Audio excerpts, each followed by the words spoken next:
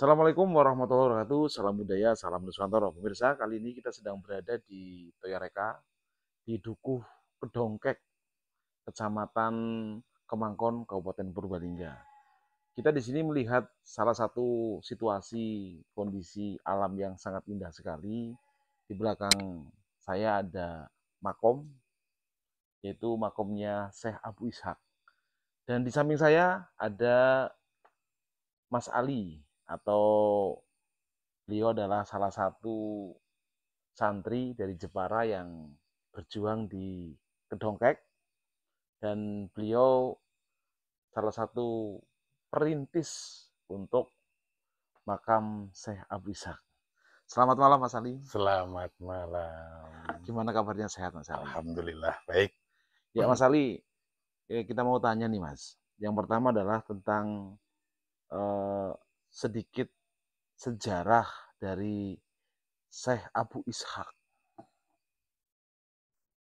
Baik, eh, mungkin sedikit akan saya ulas ya terkait dengan situasi di sini Ya, sebelum ditemukan makam ini. Jadi karena saya masuk di Desa Toyareka itu tepatnya pada tahun 2011. Tadinya kan saya tinggal di Jogja. ya. Nah, karena sesuatu hal akhirnya kita pindah ke sini.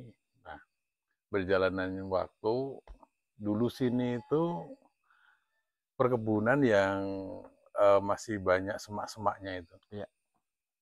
Dan di situ ini, di belakang itu kan ada sungai itu. Ya. Sungai, dan konon dulu itu sering banjir juga gitu. Nah, awal mulanya, saya kan ada tamu, namanya Gus Aris dari Jepara. Kalau Gus Aris itu, secara biografi beliau itu Kiai Tasawuf. Kita sambung. Mm-mm. Oke. Itu main sama santrinya ke rumah. Hmm. Main waktu itu lagi booming-boomingnya batu kelawing. Alasan dia sih mau cari batu kelawing, tapi sebenarnya tujuannya ke rumah saya gitu. Sampai santrinya itu namanya Zakaria itu, dia tanya sama saya itu, dia tanya, apa sih keistimewaan jenengan gitu kan. Ya. Ya saya nggak punya keistimewaan apa-apa kan gitu. Enggak, soalnya Gus Aris ini itu sampai mendatangi seseorang itu pasti ada sesuatu. Nah, pas waktu itu kan Gus Haris lagi istirahat di kamar itu ceritanya. Itu setelah bangun, dia matur sama saya, Al, di belakang itu ada Panembahan Agung, bilangnya begitu. Ya, ya, ya. Panembahan Agung, wujudnya apa Gus? Semacam makam. Tapi itu makam yang ada jasadnya, bukan petilasan bahasa Oh, beliau gitu. berarti makam ya, bukan Makam, makom ya. makam, Oh, ya, makam. pemirsa, sedikit diklarifikasi, makom bukan makam bukan makom. Iya. Ya. Jadi memang kalau makom itu kan Tilas ya. tingkatan makom itu tingkatan kualitas rohani. Kalau Ya. makam itu tempat disemayamkannya Jasad. jasad. Oh, Nah, itu perlu juga digarisbawahi ya. ya. Nah, saya bilang sama Gus Haris, itu makam apa makom? Makam. Hmm. Di belakang itu semak-semak Gus. Mana ada makam? Kue diomongi ora percaya tilik. Nah, setelah itu saya didampingi oleh santrinya yang namanya Zakaria, yuk kita ke belakang. Ya. Karena wujudnya semak-semak, jadi begitu memang hawa mistisnya terasa banget. Jadi ketika kita begitu masuk, itu kayak orang bingung, berdua kayak orang bingung. Rasanya itu kayak di apa ya? Ada dimensi lain gitu loh. Ya, ya. Uh, Ya. Seperti setengah ya. bener, Seperti setengah sadar, setengah tidak sadar. betul. Nah, kita kan cari-cari karena masih semak-semak, dan kebetulan situ masih banyak pohon bambu sana itu dulu. Ya. Nah, itu saya menemukan satu nisan itu. Jangan-jangan ini gitu kan. Terus karena menurut ceritanya teman-teman, Zakaria kan punya istilahnya mata batin gitu. Ya. Oh iya Mas ini gitu. Setelah ditemukan, kita balik, ya Gus sudah ditemukan. Nah waktu itu Gus Hari sebelum pamit pulang ke Jepara lagi, beliau bilang, saya titip. Nah, terus itu makamnya siapa? Kan pertanyaannya itu Ya, kan, betul. makamnya siapa? Waktu itu Gus Haris nggak menyebutkan makam siapa gitu, nggak. Beliau hanya bilang suatu saat akan dibuka makam siapanya gitu. Nah, oke, setelah itu beliau pulang. Nah, makam saya rawat cuma tak kasih ini Batu-batu ya. batu ya tak batu Ditata. tak tata gitu. Ya. Nah, waktu nata batu itu saya menemukan nisan yang bawah itu posisi patah itu. Iya. Posisi patah, akhirnya udah tak tancepin aja. Ya setiap pagi sebelum saya waktu itu masih berkantor di Suara Merdeka. Oh, Ya masih jadi karyawan Suara Merdeka. Sebelum berangkat kantor biasanya saya kesini dulu tak sapu gitu. Nah ya seminggu berikutnya kok istilahnya orang sini itu jaro. Pagar bambu yang dianyam Iya. melingkar Iya. apa berbentuk kotak itu. Kotak. Nah, orang sini sih bilangnya jaro. Pulang kantor sore-sore saya kira udah di jaro gitu. Nah, saya tanya sing jaro sih siapa gitu kan. Iya. Dengan bahasa logat ini yang bikin pagar ini siapa? Si A gitu. Siapa Mas? Namanya siapa kalau boleh tahu? Namanya Mas Budi. Mas Budi. Oh. Dari mana itu Mas Budi? Mas Budi juga ya orang sekitar sini Oh, sih. sekitar sini. Satu RT. Oh, ini kira-kira Mas Ali, untuk awal mula ditemukan tahun berapa? Ditemukan ini. Iya. Ini sekitar tahun 2017. 2017. Iya. Oh, iya, iya, iya. Karena gini, ini uniknya gini ya. Waktu itu kan saya di Suara Ya, Merdeka. oke, tunjuk Mas. Oke. Jadi setelah ini saya rawat, saya kan punya kawan di Dindikbud. Ya. Waktu itu beliau sebagai kasih kalau nggak salah kasih kebudayaan. Bukan kasih kebudayaan. Kasih museum dan cagar budaya. Ya. Nah, itu kita ditawarin untuk menjadi tim ahli cagar budaya. Oh, ya, ya, ya. Nah, saya kan secara basically latar belakang akademik saya kan filsafat. Ya. Saya bilang sama Burin, bisa apa? Filsafat bisa gitu. Berarti ada sambungannya ya Mas Ali ya, dari dapat amanah untuk menjaga makam sampai dapat kesempatan seperti dituntun oleh semesta ya, dituntun oleh alam untuk dapat tugas baru sebagai tim ahli cagar budaya. Betul. Jadi kayak semacam hadiah gitu. Apa mungkin karena saya di Purbalingga ini juga ada apa ya semacam risalah sendiri, nggak tahu saya. Yang jelas saya disuruh assessment waktu itu di Solo di Hotel Grand Hub. Dari 40 peserta itu yang dibutuhkan 20. Ya. Itu yang lolos diantaranya saya sama kawan tim ahli cagar budaya ini namanya Ganda. Ganda, oh Ya sama Mas Ganda. Ganda. Ganda itu. Nah itu yang lolos salah satunya kita. Nah disinilah perjalanan saya menelusuri dari satu petilasan ke petilasan, dari satu makom ke makam gitu. Ya. Itu. Setelah dari ini. sini, Iya. setelah terbukanya dan dapat amanah, terus mulai terbuka jalan Ya. yang berkaitan dengan budaya, Betul. sejarah. dan lain Ya, sebagainya. jejak historikal terkait dengan Purbalingga. Oh, Mm-mm. mantap, mantap, mantap. Terus tadi sudah menjelaskan tentang awal muawal, asal muasal ditemukan makam. Nah, saya ingin tahu nih Mas Ali, tentang sejarah dari Syekh Abu Ishak seperti apa sih Mas? Jadi gini, ini mungkin sebelumnya saya sedikit cerita terkait kok ini namanya Syekh Wiska gitu Ya. ya. Ada santri dari Jawa Timur, namanya Mbak apa orang sini itu manggilnya Mbak siapa sih ya? Saya lupa itu.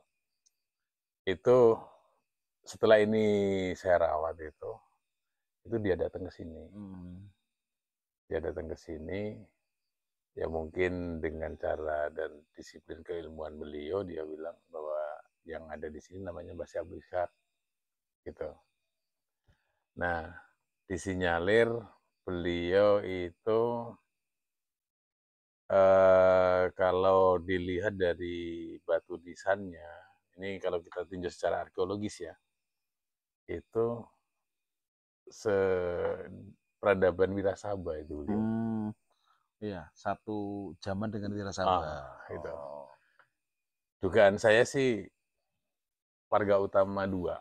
warga utama dua. Hmm. Yang kita kenal mungkin Bupati Merapat, Bupat Raden Djoko Kaiman. Adipati Merapat itu ya. Bupati Merapat Oh itu. iya, iya, siap, siap, Mm-mm. siap. Nah itu santri yang Jawa Timur itu mengatakan bahwa ini bahasa habis kan. Hmm. Dari santri Jawa Timur. Iya, Oh iya, iya, iya. hasil meditasi dia gitu. Iya, iya. Sampai akhirnya ditulis di lisan sebagai Syekh Abu Ishak Abu Ishak. dan dikenal sebagai Syekh Abu Ishak. Iya, tapi ini sebenarnya ya kalau kita lihat dari sini kan namanya kan ya kedongkek ya. Ya, kedongkek. Kedongkek. Menurut cerita sesepuh sini itu namanya itu kedonghak. Kedung Hak. Jadi Kedong Hak ini mungkin diambil dari nama beliau itu. Hmm. Hmm. Ya, ya, ya, ya. Ada Jadi nyambung-nyambungnya ya. jadi Ya. oh ada korelasinya antara Kedong Hak dengan Kedongkek Oh gitu. iya, iya, iya, iya. Kalau lidah orang zaman dulu kan memang kan wong bilang soto saja seroto. Seroto ya. Jadi lidah orang Jawa itu memang beda. Kedung Hak menjadi kedongkek. Mungkin seperti itu ya. Ya. Terus gimana lagi nih Mas Ali Ah, untuk sejarah ceritanya biar pemirsa semuanya tahu. jadi setelah santri Jawa Timur itu ini ada satu pengalaman ini. Di pagi hari tiba-tiba saya kedatangan tamu perempuan. Dia bersama 2 orang ya. Itu katanya dari Madura. Oh dari Madura. Dari Madura. Ini apa ya? Mungkin petunjuk secara batin dia saya Iya. nggak tahu. Yang jelas dia sampai sini. Sampai sini katanya dia melihat satu cahaya. Dia mengikuti cahaya Ya, ya, ya. sampai di sebelah rumah saya itu. Dia Hmm, mampir. Dia tanya, di sini ada makam keramat gitu. iya. Loh mbaknya dari mana? Saya dari Madura. Waktu itu Hmm, dia bilangnya kalau nggak salah Maduranya setelah Bangkalan itu apa ya? Sampang. Sampang. Dari Madura Sampang. Loh, kok tahu tempat ini? Saya mengikuti cahaya batin bahasa dia begitu. Ya, Oh, ya, ya. saya antarkan ke sini. Nah, ini salah satu apa ya kisah kisah yang mungkin kalau kita lihat ya irasional lah ya. Ya, Tapi kan pengalaman batin seseorang kan kita nggak betul. tahu. Gitu. Jelas setelah ke sini ya dia cerita. Nah dari situ ada semacam petunjuk begini. Benar bahwa beliau itu disinyalir ini karena jejak sejarahnya belum belum belum apa namanya ya belum ditemukan alur historikalnya kan belum. Ya. Jadi beliau itu disinyalir salah satu guru rohaninya Raden Djoko Kaiman. Ya, ya, ya, ya. Waktu warga utama 1 berarti. Jin, jin, jin, jin. Beliau Nah, guru-guru ngaji ya Mas guru ya? ngaji. Karena menurut penjelasan beliau itu di sini dulu ada langgar, dulu modelnya Oh, langgar gitu. oh Langgar ya. Modelnya langgar. Jadi pertemuan antara Raden Joko Kaiman dengan putrinya warga utama satu di sini. Hmm. Gitu. Situasi saat ini seperti sebuah cokro manggilingan ya Mas Arya, sebuah perputaran sejarah. Betul. Dulu tempat seperti ini buat ngaji, sekarang terwujud kembali. Nah, penuturan dari Pak Lek saya yang di Ya. sini nih, gagasan untuk membuat seperti ini itu mengalir begitu saja. Dan di Hmm. sini perlu dipahami tidak melibatkan apa namanya ya, istilahnya membuat proposal bikin enggak. Oh, ini. Jadi kayak Tergerak dengan tergerak sendirinya. dari sendirinya Oh. itu. Tapi ada ini, ini satu pengalaman yang sedikit mistis tapi terjadi. Jadi di pagi hari setelah ini posisinya dulu kan nggak seperti ini ya, masih ya sekelilingnya masih semak, masih masih bambu, masih pohon itu. Itu pas saya habis nyapu, saya pas mau berangkat ke kantor seperti biasa, saya batin gini, Mbah, kalau makamnya masih seperti ini, masih apa namanya banyak semak-semaknya gini, masih banyak pohon-pohonan gini, bagaimana bisa muncul? Hmm. Nah setelah itu, ini hanya bergumam dalam Ya. bergumam dalam hati sendiri. Nah saya berangkat kan, Bergumam di depan makam Syekh iya, Ishak. Oh. sambil nyapu waktu itu. Nah saya terus ke kantor. Memang pada hari itu sini Purbalingga Penataan berapa itu ada puting beliung. Hmm. Nah pulang itu sini tuh semak-semak itu udah roboh semua, Dan pohon-pohon banyak yang roboh pohon ya. roboh semua. Oh. Dan anehnya itu jadi nggak makam nggak ke jadi robohnya nggak ke makam. Robohnya Hmm. itu apa namanya membelakangi makam. Hmm. Ya, ya, Itu. ya, ya. Ini yang pengalaman saya waktu itu. Ya, ya. Nah, dari situlah kemudian Pak Lek menemuin saya. Nah, karena kebetulan ini kan di tanahnya Pak Lek. Tanah ini warisan dari Mbah katanya. Pak Lek matur, kamu butuh seberapa lahan ini setelah kamu tata waktu itu. Ya. Nah, akhirnya kita bersihin. Awal mulanya kita pagar dengan tanaman bunga. Ya. Nah, udah. Dan di situ udah mulai ada orang yang datang dan lain sebagainya. Opini orang dengan tindakan yang saya lakukan ya macam-macam ya. Banyak pro dan kontra ya. Iya, tidak semuanya berpendapat positif, tidak dan tidak sedikit juga yang berpendapat negatif gitu. Tapi yang jelas, Bismillah, saya ngikutin daunnya Gus Aris itu aja sih. Nah, Ya. setelah itu ya muncul kesadaran setelah angin itu kan akhirnya dibersihin semua ini. Jadi yang tadinya ini aneh lagi nih. Saya setiap mau masuk ke sini, itu mau balik itu bingung. Hmm. Pasti saya jalan ke situ nanti keluarnya lewat sana. Ya, ya, ya, ya. Itu. Karena ada dimensi apa ya? Mungkin Dimensi kalau lain ya yang saya mengarahkan. tidak bisa membuktikan secara apa namanya ya, secara rasional, tapi itu terjadi. Ya, ya, Itu ya, ya. terjadi benar. Iya, iya, iya. Mm-mm. Terus selain itu apalagi Mas Ali? Sejaman dengan warga utama, Mm-mm. terus apalagi? Nah, konon gini, ada dugaan juga. Ya ini kita masih ngumpulin beberapa ya bukti sejarah terkait dengan beliau. Konon itu juga beliau barengan sama si Abdullah Syarif, Oh, Said Kuning. Nah, jadi si Abdullah Syarif di Unji sana, beliau di sini. Nah, waktu itu kenapa beliau di sini?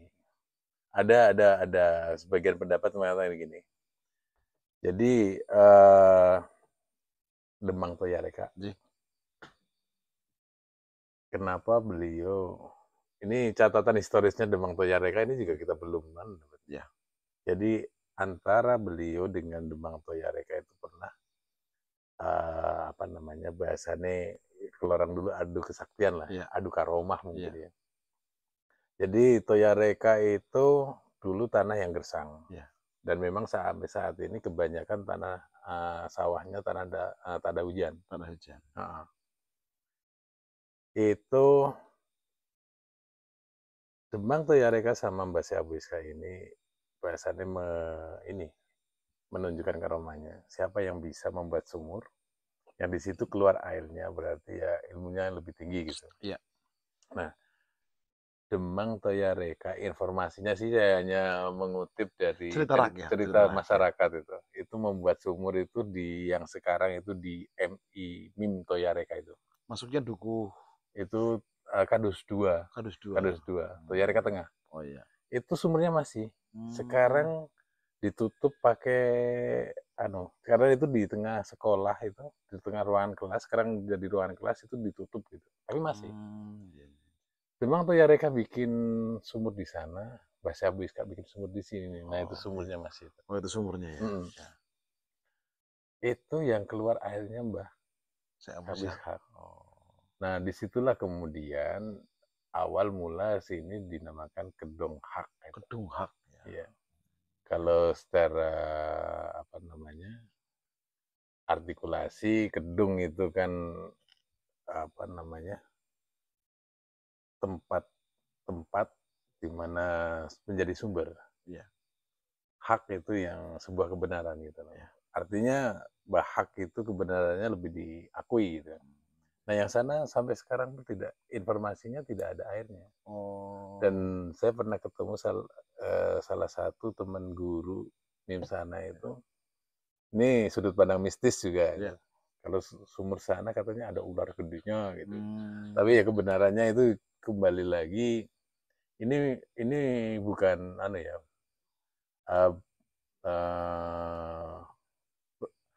dibuktikan secara empirik. Uang itu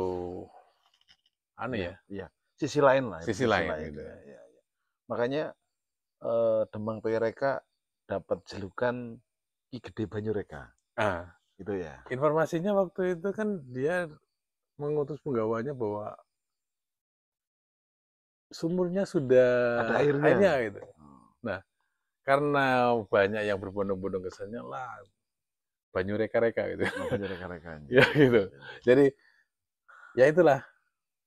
Tapi ini kembali lagi kan riwayat. Ya. Artinya kebenaran-kebenaran itu perlu ditelusuri, perlu dikaji. Cuman yang jelas, alhamdulillah respon masyarakat dan ini kesadaran masyarakat juga, pengakuan dari mereka pun mereka terpanggil ya. Bukan di diopiak-opiak, tapi terpanggil dengan sendiri ya. Terpanggil. Ya, dituntun oleh alam. Mungkin semesta berbicara begitu. Betul. Jadi ada sebuah kisah yang memang hari ini terjadi kembali dan kisahnya luar biasa ya, saya bisa ya, Mas Adi ya.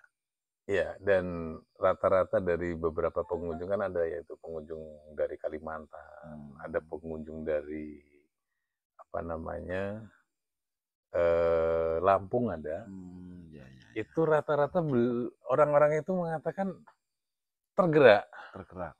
Tergerak artinya loh, ini kan untuk publikasinya kan ya minim sekali. Iya, minim sekali kan. Dulu waktu zaman masih sangat sederhana sekali kan, sempat dari tim sorot memang menyorot masih ada jejak digitalnya lah. Nah, waktu itu hall pertama itu yang diprakrasai oleh Pak Dalail. Oh, betul. Pak Kiai Dalail itu. Ya. Untuk diadakan hall di sini. Betul. Terus ada lagi, Mas Ali? Yang ini jelas para penggiat-penggiat untuk wisata religi, terutama yang terpanggil secara rohani, di harapannya sih ini tidak berhenti sampai di sini. Ya. Di sini bisa terbangun satu majelis, apakah bentuknya majelis zikir atau majelis tarbiyah, yang intinya meneruskan jejak perjuangan beliau lah. Jadi secara garis besar kenapa sih terutama dalam tradisi NU itu dianjurkan untuk ziarah ke makamnya para wali dan itu kan untuk menyerap energi positif. Betul, betul. Menyerap dalam arti hal ini adalah mensuri tauladani perjuangan beliau. Nah makanya disitulah kemudian Pak Alek bersama warga sekitar, terutama warga Gedung Hak sini sama warga Jetis itu. Soalnya kan ini namanya Kali Gringsing. Kali Gringsing itu kali yang membatasi antara wilayah Jetis sama Toyareka. Toyareka. Oh. Nah ini dua kelompok pinggir sini ini itu yang memperakasai ini. Makanya Bahak ini sebagai motivasi bahwa adanya pendidikan agama, adanya pendidikan rohani di sini itu ya berangkatnya salah satunya diduga dari beliau. Nah, dengan dibangun ini dan di sini juga mereka membangun ini ya tidak ada semacam master plan seperti apa, nggak ada. Jadi ya begini tergerak sendirinya gitu. Nah, ini setelah terwujud seperti ini harapannya ya akses untuk ke sini nanti bisa. Tapi yang jelas tidak ketergantungan dengan yang namanya proposal. Magnetnya sangat luar biasa sekali ya Mas Ali. Ya. Bisa menarik dari segala penjuru untuk hadir ke sini. Betul. Untuk tabarukan, untuk menyerap energi-energi positif. Betul. Gitu. Oke, pemirsa, mungkin itu sekilas tentang sedikit sejarah dan asal muasal adanya makam Syekh Abu Ishak. Bagi pemirsa semuanya yang mau berziarah ke sini ke makamnya Syekh Abu Ishak, alamatnya itu di Desa Toyareka di Dukuh Kedongkek. RT berapa, Mas? RT 2 RW 9. RT 2 Kadus 3. RW 9 Kadus 3. Mungkin demikian pemirsa bincang-bincang kita, diskusi kita seputar tentang sejarah, seputar tentang awal muasal berdirinya makam, dan nantikan podcast-podcast selanjutnya bukan saja di sejarah dan budaya, nanti ada podcast-podcast yang lainnya. Kebetulan beliau Mas Ali termasuk presenter juga di Sorot Ali namanya.